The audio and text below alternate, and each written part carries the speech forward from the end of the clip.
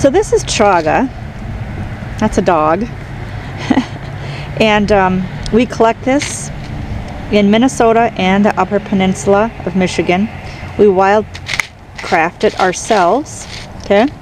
So a lot of people ask me, okay, you get this big chunk of chaga, and how do you use it? What do you do with it? You have to break it up.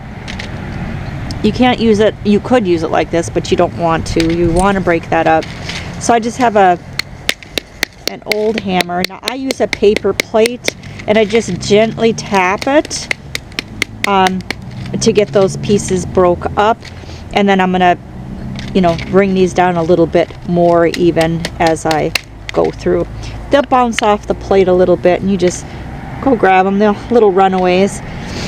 You can also use a pair of pliers and break yourself off a chunk of this if you were in the house by yourself and you didn't want to go outside, where you could do this. I do this on a cement.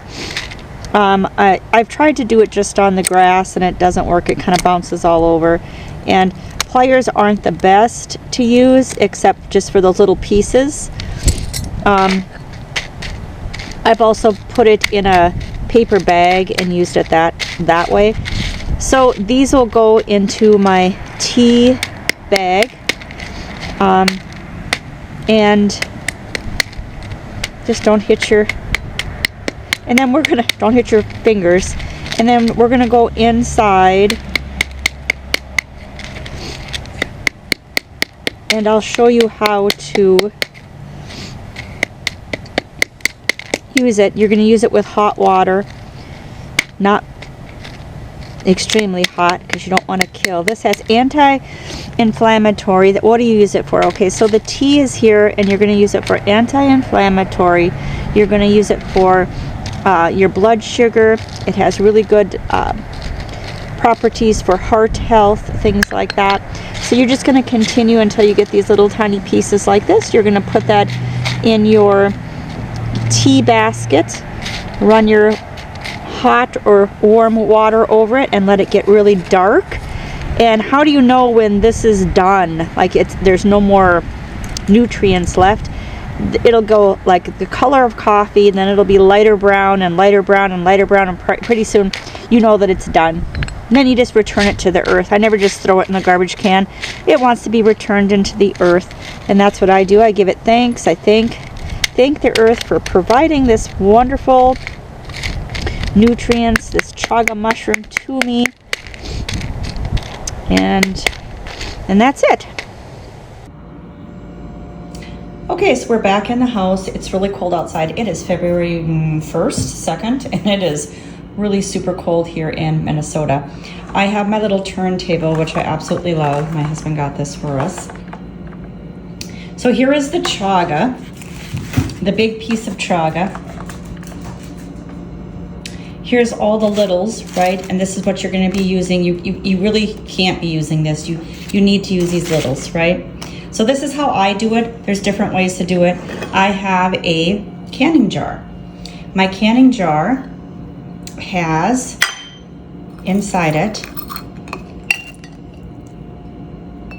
and see how the chaga is pulling out of there? So that, I just put this right on my little lid. I got this from Amazon. It's super cute. And here is my chaga. See how dark that is? I want to be drinking that. It looks like coffee. It has a little chocolate note to it when you start drinking this. I do not buy, I personally, and this is just my own personal opinion, I do not buy the ground chaga, even if it comes from a health food store, that says this is chaga. Because usually what happens is they will end up putting chaga in there, and it's not 100% chaga. There's chaga in there, but it's not 100% like this. This I took right off of a tree, and we harvest, like I said, at our cabin in the Upper Peninsula of Michigan, and then we also harvest here in Minnesota, and have good luck with both places. Every harvest I do is in the fall or the winter when the tree is asleep, and so we're not harming the tree at all. So there you go. So that is how you're going to be drinking this, just like you would tea. And like I said, it's really good for colds. It's anti-inflammatory, antioxidant, good for heart health, good for your skin. And I use it as a spray for my skin as well, and I'll show you how to use that in another episode. Okay, so we're back, and I'm going to show you one other thing. I put my chaga in coffee as well.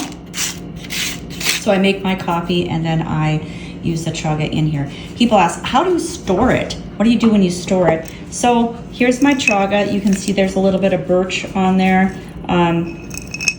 And I store mine in a glass container, okay? Do not, if you harvest your own piece of chaga here, you're gonna put this in a brown paper bag and just let it sit in the brown paper bag. Do not put it in plastic containers or plastic bags, because that will end up making your chaga mold.